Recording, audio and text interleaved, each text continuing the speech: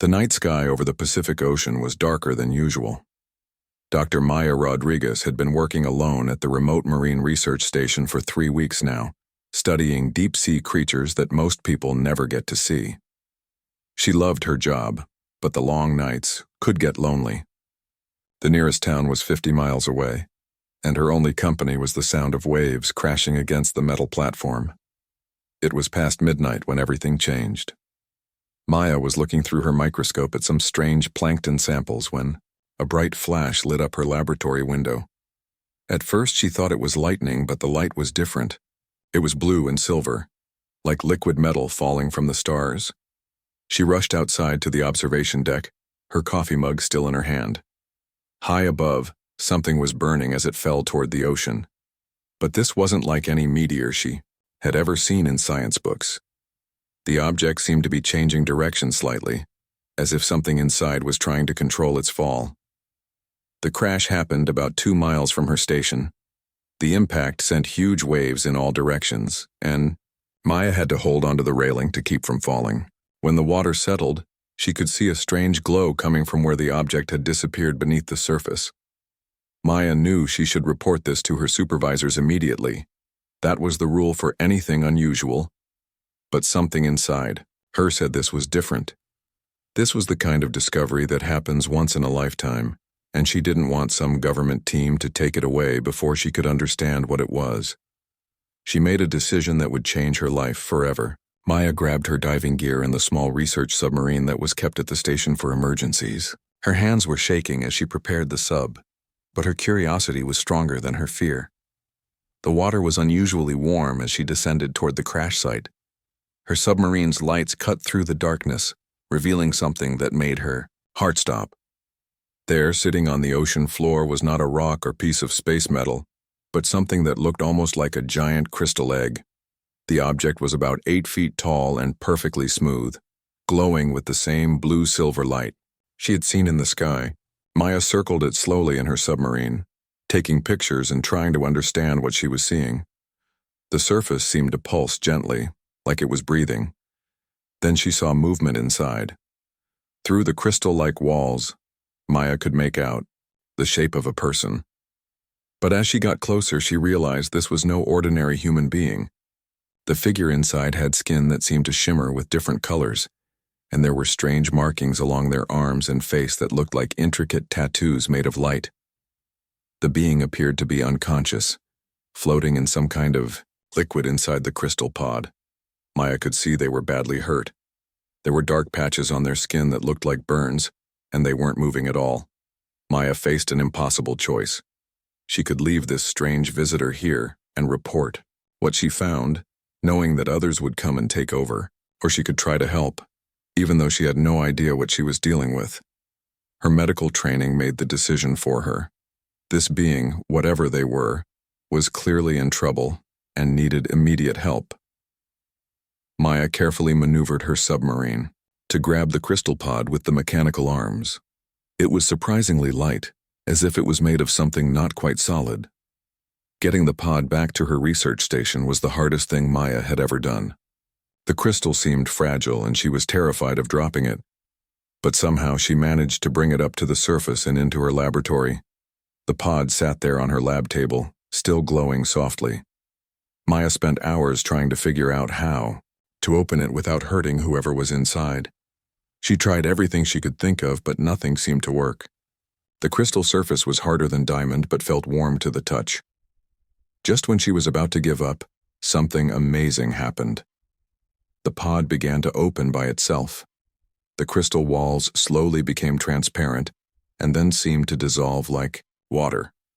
The liquid inside drained away through small channels that appeared in her lab table, as if the technology somehow knew exactly what to do. The being inside was now lying on her table, breathing but still unconscious. Up close, Maya could see that while they looked mostly human, there were definitely differences. Their skin had a pearl-like quality that changed colors in the light. They had what looked like gills behind their ears, but they also seemed to be breathing through their nose and mouth like a human would. Maya's medical training kicked in. She checked for injuries and found several that needed immediate attention. Burns covered parts of their arms and legs, and they seemed to be suffering from some kind of poisoning. Maya had no idea what kind of medicine would work on an alien being, but she knew she had to try something. She worked through the night, cleaning wounds and monitoring vital signs. The being's heartbeat was different from a human's, with an extra rhythm that sounded almost musical. Their temperature was lower than normal, and they seemed to respond well when Maya kept them cool and moist. For 3 days, Maya barely slept. She told her supervisor that she was dealing with the equipment malfunction and needed to stay at the station alone. Every few hours, she would check on her mysterious patient, changing bandages and adjusting the temperature in the room. On the 4th day, something changed. The being's eyes opened for the first time. They were unlike any eyes Maya had ever seen, deep blue with flecks of silver that seemed to move like tiny stars. When their eyes met Maya's, she felt something strange happen in her mind, like a gentle voice speaking without words. The being was awake, and Maya's real adventure was just about to begin. Maya's heart was beating so fast she thought it might explode. The being on her lab table was looking directly at her with those incredible star-filled eyes. For a moment, neither of them moved. Maya didn't know if she should run, call for help, or just stand there frozen in place. Then something extraordinary happened. A voice appeared in her mind, but it wasn't her own thoughts. It was gentle and melodic, like someone speaking underwater. The voice didn't use words exactly, but somehow Maya understood everything perfectly. "Please do not be afraid," the voice said in her head. "You have saved my life, and I mean you no harm." Maya blinked hard, wondering if she was losing her mind. She had been working alone for too long, and maybe the stress was making her imagine things. But when she looked at the being again, she could see their lips weren't moving, yet the voice continued. "I know this is confusing for you. My people communicate through thought sharing when we are weak. It takes less energy than speaking with our mouths." Maya found her voice, though it came out as barely a whisper. "Who are you? What are you?" The being tried to sit up but winced in pain. Maya quickly helped them, adjusting the pillows she had placed behind their back. As she got closer, she noticed their skin felt cool and slightly damp, like touching a smooth riverstone. "My name is Zara," the voice said in Maya's mind. "I come from a world very far from here, a place where water covers everything, and my people live both above and below the waves. I was running away when my ship crashed into your ocean." Maya pulled up a chair next to the lab table. She was a scientist, and even though this situation was impossible, she needed to understand. Running away from what? Zara's eyes seemed to dim slightly, and Maya could feel sadness coming through their mental connection. "There is trouble in my world. A war between different groups of my people. Some want to stay hidden from other worlds forever. Others, like me, believe we should reach out and make friends with other species across the stars. And you're on the side that wants to make friends?" Maya asked. "Yes, but that has made me many enemies, my own family. They sent people to capture me and bring me back to face punishment for my beliefs. I had to escape, but my ship was damaged in the chase. I barely made it to your world before everything went wrong." Maya was struggling to process all of this information. Yesterday, her biggest worry was finishing her research on time. Now she was having a conversation with someone from another planet. "So you're like a refugee?" Zara nodded slowly. "That is a good way to explain it. But there is something else you should know about me. In my world, I am what you might call royalty. My family rules over a large part of our ocean kingdom. I am a princess, though that title means nothing here." This revelation hit Maya like a wave. She had been taking care of an alien princess for the past 4 days, and she had no idea. "A princess? But why are you telling me this? Shouldn't you keep that secret?" "Because you risked your life to save mine," Zara replied through their mental link. "Where I come from, such kindness creates a bond that cannot be broken. You have earned the right to know the truth about who I am." Maya stood up and walked to the window, looking out at the ocean. The morning sun was making the water sparkle, and she wondered how many other beings like Zara might be out there among the stars. "What happens now?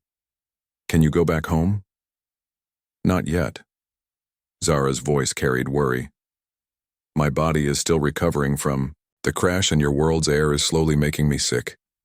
I can survive here for a while, but not forever. I need to contact my allies back home, the ones who believe in peace between worlds. But my communication device was destroyed. Maya turned back to face her unexpected guest. What kind of communication device? Zara managed a small smile, and Maya was surprised to see that it looked completely human. It is technology your people do not have yet, but with the right materials, I might be able to build a new one. The problem is, I need some very specific elements that are rare on your world. What kind of elements? Maya asked. She was already thinking about the supply room at the research station and what might be available in the nearby towns. For the next several hours, Zara explained what she needed. Some items were things Maya could get easily, like certain metals and crystals, but others were more complicated. They needed specific types of deep-sea minerals and some electronic components that weren't normally found at a marine research station. As they talked, Maya found herself becoming more and more fascinated by Zara's world. The princess described cities built entirely underwater, with buildings that grew like coral reefs. She talked about creatures that could sing across entire oceans and technology that worked by understanding the natural rhythms of water and tides. Your world sounds incredible, Maya said, but also dangerous if there's a war happening. Every world has beauty and danger, Zara replied. From what I have learned about your Earth, you face many of the same challenges we do. People who fear change, who would rather fight than find peaceful solutions.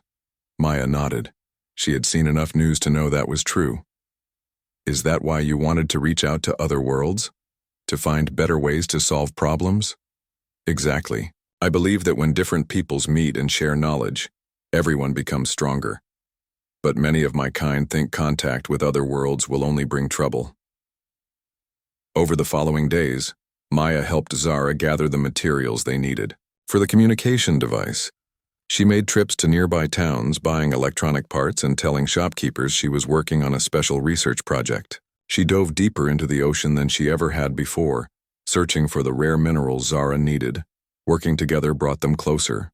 Maya learned that despite being a princess from another world, Zara had many of the same hopes and fears that any person might have. She worried about her family even though they had turned against her.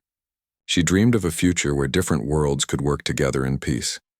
Zara, in turn, was amazed by Maya's dedication to science and her willingness to help a complete stranger. She had never met anyone who would risk so much for someone they barely knew. But as they worked on the communication device, both of them knew their time together was limited. Soon, Zara would need to contact her people and find a way home. And Maya would have to return to her normal life, keeping the secret of the most extraordinary week of her existence. Neither of them realized that their separation would be much more dramatic than they expected, or that it would be 20 long years before they would see each other again. Maya and Zara had been working day and night for almost 2 weeks. The communication device was finally ready. It looked nothing like any technology Maya had ever seen before. Instead of wires and circuits, it seemed to be made of living crystal that pulsed with soft blue light. When Zara touched it, the crystal would glow brighter and create patterns that looked like flowing water. "It's beautiful," Maya said, watching the device respond to Zara's touch. "Does it really work?" Zara nodded, but Maya could sense something was wrong through their mental connection.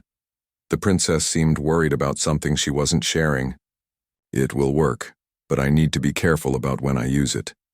This device sends out a signal that can be detected across great distances. My allies will hear it, but so might my enemies."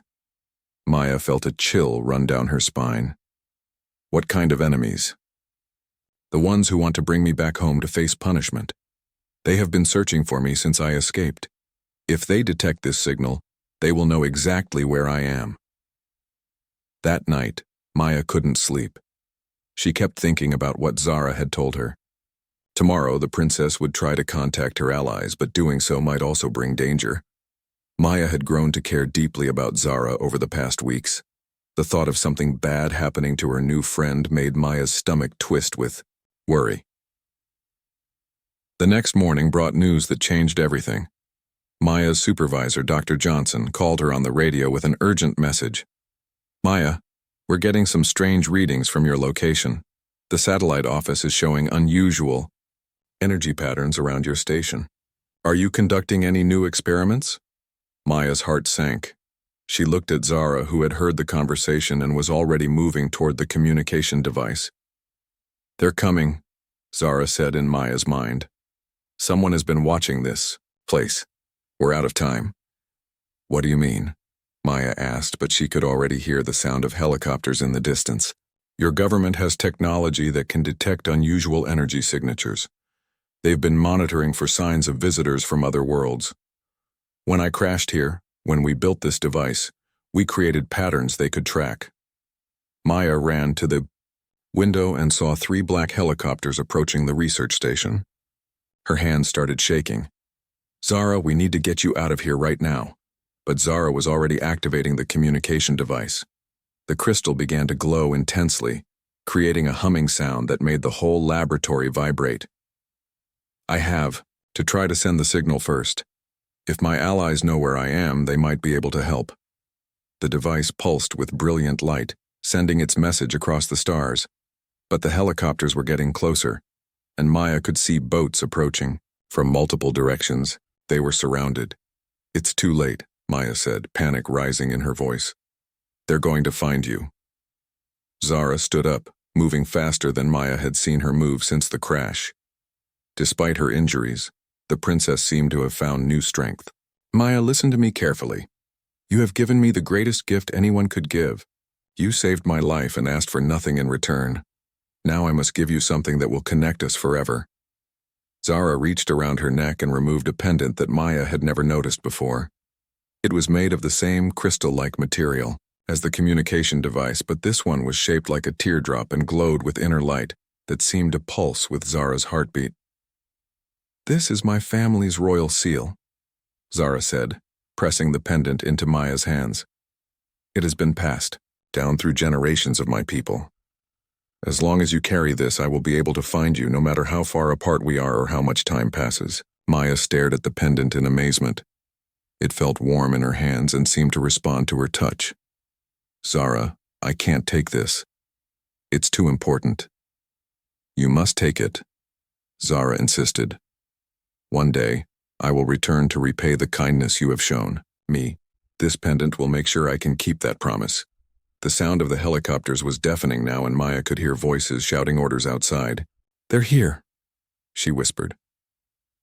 Zara moved quickly to the emergency exit that led directly to the ocean platform. Maya, you must act like you know nothing about me. Tell them you found only debris from the crash.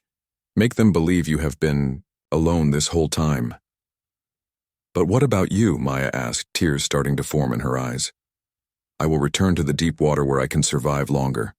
My people are strong swimmers, and the ocean will protect me until help arrives. But first, I need you to create a distraction so I can reach the water safely. Maya didn't hesitate. She had come this far, and she wasn't going to let Zara get captured now. She ran to the main laboratory and started throwing equipment around, making it look like there had been an accident.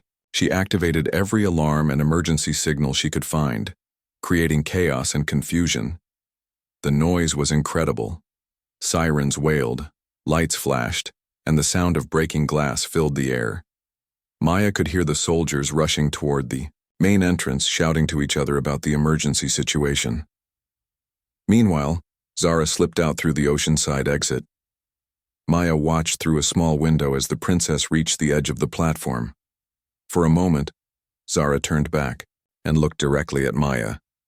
Their eyes met one last time, and Maya felt a wave of gratitude and love flow through their mental connection. I will never forget you, Zara's voice whispered in Maya's mind. And I will return someday to show you how much your kindness has meant to me. Then Zara dove into the ocean and disappeared beneath the waves. Maya watched the water where her friend had vanished, clutching the crystal pendant tightly in her hand. Seconds later, the laboratory door burst open and soldiers in black uniforms rushed in. Their leader, a stern-faced woman with silver hair, looked around at the chaos Maya had created. Dr. Rodriguez, I'm Agent Patricia Wells with the Department of Special Investigations. We need to ask you some questions about the unusual energy readings we've detected at this location. Maya took a deep breath and prepared to tell the biggest lie of her life. I don't know what you're talking about. I've been conducting routine marine research, and I just had an equipment malfunction. Everything started going crazy about 10 minutes ago. The interrogation that followed was the hardest thing Maya had ever endured. For hours, Agent Wells and her team questioned Maya about everything that had happened at the research station. They had sophisticated equipment that could detect traces of unusual technology, and Maya knew they suspected something. But she stuck to her story. She was just a marine biologist who had been working alone, and any strange readings were probably the result of her equipment breaking down. She never mentioned the crash, the crystal pod, or the princess from another world who had become her closest friend. Finally, after what felt like forever, the agent seemed satisfied that Maya was telling the truth. We'll be monitoring this location for the next few weeks, Agent Wells told her. If anything unusual happens, you need to report it immediately. When they finally left, Maya was alone again at the research station. She walked out to the ocean platform and looked down at the water where Zara had disappeared. The crystal pendant around her neck pulsed gently, and Maya knew that somehow, somewhere beneath the waves, her friend was safe. Maya had no idea that it would be 20 years before she would see Princess Zara again, or that when they reunited, the princess would have become one of the most powerful rulers in the galaxy. 20 years had passed since that incredible night when Maya watched her friend disappear into the ocean. 2 decades of ordinary life. But Maya had never been the same person. She was now 52 years old, with gray streaks in her dark hair, and lines around her eyes that spoke of years spent looking up at the stars and wondering. After the government investigation, Maya had lost her position at the research station. The official report said she had suffered a mental breakdown due to isolation, and no one wanted to hire a marine biologist who claimed to have experienced equipment failures that couldn't be explained. Maya didn't fight it. How could she tell them the real truth? She had spent the last 20 years working as a freelance marine consultant, helping small fishing companies and environmental groups with their research. It wasn't the career she had dreamed of, but it kept her close to the ocean. Every day she would touch the crystal pendant that hung around her neck, hidden beneath her clothes, and remember her friend from the stars. Maya had never married. She had tried dating a few times over the years, but how could she explain to someone that her heart belonged to a friendship that most people would think was impossible? The pendant would sometimes glow softly when she was alone at night, and Maya wondered if it meant Zara was thinking about her too, somewhere among the distant stars. On this particular evening in late September, Maya was conducting a routine water quality survey for a small environmental group. She had returned to the same area where she had first met Zara, though the old research station had been abandoned years ago. The government had sealed it off after the investigation, claiming it was contaminated with unknown chemicals. Maya was working from a small, rented boat, testing water samples as the sun began to set. The ocean was unusually calm, like a giant mirror reflecting the orange and pink colors of the sky. She had always found this time of day peaceful, but tonight something felt different. Her equipment began acting strangely around 8 o'clock. The electronic devices started beeping and flashing in patterns she had never seen before. At first, Maya thought it was just another malfunction, but then she noticed something that made her heart skip a beat. The crystal pendant around her neck was glowing brighter than it had in 20 years. The soft blue light was pulsing rapidly, and Maya could feel warmth spreading through her chest. She pulled the pendant out from under her shirt and stared at it in amazement. The crystal was practically blazing with inner light. Then her boat's sonar equipment went completely crazy.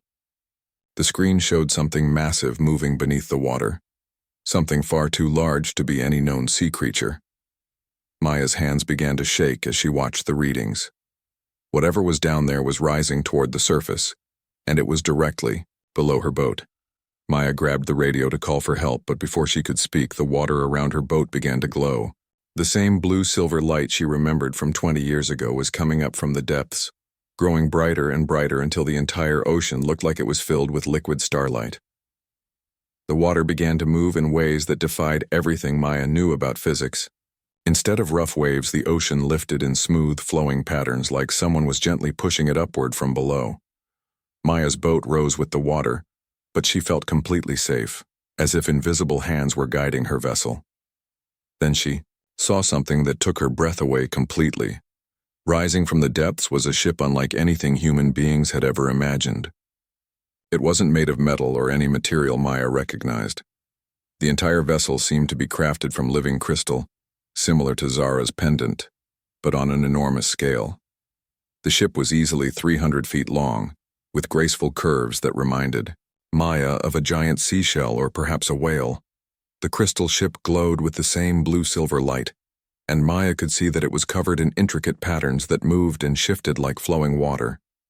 As the ship fully emerged from the ocean, Maya realized that it wasn't just beautiful, it was alive in some way. The patterns on its surface pulsed like a heartbeat, and she could hear a low, musical humming coming from within. But what made Maya's heart nearly stop was the figure standing on the front of the ship. Even from a distance, Maya would have recognized that silhouette anywhere. Zara stood at the bow of the crystal vessel, but she was no longer the injured refugee Maya had cared for 20 years ago. This Zara was clearly a powerful leader, wearing robes that seemed to be made of captured starlight. Her presence commanded respect, and Maya could see other figures behind her, obviously her loyal followers. As the crystal ship approached Maya's small boat, Zara raised her hand in greeting. Maya felt the familiar touch of her friend's mind, but this time the mental voice was stronger and more confident than she remembered. "Hello, my dear friend." Zara's voice whispered in Maya's thoughts. "I told you I would return someday to repay your kindness. That day has finally come." Maya tried to speak but found that her voice wasn't working. 20 years of wondering, of hoping, of looking at the stars and wondering if she would ever see her friend again. And now here Zara was, more magnificent than Maya could have ever imagined. The crystal ship settled gently in the water next to Maya's boat. A bridge of the same living crystal extended from the ship's side, creating a walkway directly to where Maya was standing. She watched in amazement as Zara walked across the bridge, moving with the grace and confidence of someone who had clearly become very important in her world. When Zara stepped onto Maya's boat, the years seemed to melt away. Despite her royal bearing and obvious power, when she smiled at Maya, it was the same warm, grateful smile that Maya remembered from their time together at the research station. "You kept it safe all these years," Zara said out loud this time, her voice musical and clear. She was looking at the pendant around Maya's neck, which was now glowing so brightly it was hard to look at directly. Maya finally found her voice. "Zara, is it really you? I can't believe you're here." "I promised I would return," Zara replied, reaching out to take Maya's hands in her own. "And I always keep my promises. But I am no longer the frightened refugee you once helped. Much has changed in my world, and I have come back to Earth for a very special reason." Maya looked past Zara at the incredible ship and the figures waiting on its deck. "What happened to you? You look like a queen?" Zara laughed, and the sound was like silver bells ringing across the water. "That's because I am one now. The war in my world is over, and my people have chosen a new path. We are ready to join the community of worlds, and it's all because of what you taught me about kindness and courage." Maya shook her head in amazement. "I don't understand. What does any of this have to do with me?" Zara's expression became serious, and Maya could see something important in her friend's star-filled eyes. "Everything, Maya. Everything I am about to offer your world exists because of the compassion you showed to a stranger 20 years ago. You are about to discover that the smallest acts of kindness can change the entire universe." Maya felt her knees go weak as she realized that her quiet life was about to change in ways she couldn't possibly imagine. The friend she had saved was now offering to save her entire world. Maya stared at her friend, trying to process what Zara had just said. Change the universe? "Zara, I'm just one person. I'm not important to anyone except maybe my cat back home." Zara smiled and gestured toward her magnificent crystal ship. "Would you join me aboard my vessel? There are some things I need to show you and some people I'd like you to meet." Maya looked at her small rented boat, then at the incredible ship floating beside her. I guess my evening just got a lot more interesting than testing water samples. Walking across the crystal bridge felt like stepping into a dream. The surface was solid beneath Maya's feet, but it glowed with every step she took. As they approached the ship, Maya could see that Zara's crew was unlike anything she had ever imagined. They were all from Zara's world, with the same shimmering skin and star-like eyes, but each one looked at Maya with deep respect and gratitude. "These are my advisors and closest friends," Zara explained as they boarded the ship. "They all know the story of how you saved my life. In our culture, such an act of kindness creates ripples that spread far beyond just two people." The inside of the ship was even more amazing than the outside. The walls seemed to be alive, pulsing gently with soft light that responded to the presence of people walking through the corridors. Maya could hear what sounded like music, but she realized it was actually the ship itself humming as it moved through the water. Zara led Maya to a large chamber at the center of the ship. The room was filled with floating displays that showed images and information in languages Maya couldn't read. But somehow, just by looking at them, she began to understand what they meant. "This is our command center," Zara explained. "From here, we can communicate with every world in our alliance." And Maya, that alliance now includes over 400 different civilizations across the galaxy. Maya's jaw dropped. 400? You mean there are that many intelligent species out there? "Many more, actually," one of Zara's advisors said, speaking in accented but clear English. "But these 400 have chosen to work together for peace and mutual understanding. And now, thanks to what you did 20 years ago, we want to invite Earth to join us." Maya sat down heavily in one of the floating chairs that had appeared beside her. "I still don't understand what my helping Zara has to do with any of this." Zara activated one of the floating displays, and Maya saw images of Earth from space. But these weren't normal satellite photos. These images showed the planet's health, its environmental problems, and the struggles that human beings were facing with climate change, pollution, and resource depletion. "When I returned to my world 20 years ago," Zara began, "I told the story of what you did for me, how you risked everything to help a complete stranger, someone who wasn't even from your world. That story spread throughout our alliance, and it changed how many civilizations viewed humanity." Another advisor stepped forward, a tall being with blue-tinted skin and kind eyes. Before Zara's story, most worlds saw Earth as too primitive and too violent to consider for membership in our alliance.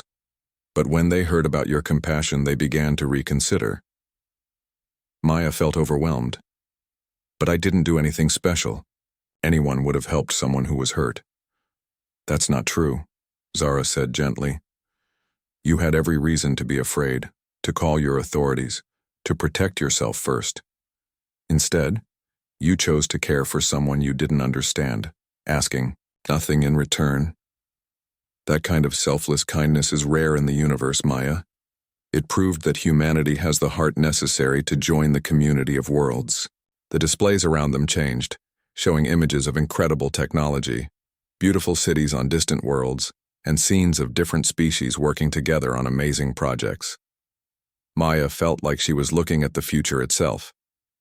"Over the past 20 years," Zara continued, "I became the leader of my people and helped unite several warring factions in our part of the galaxy.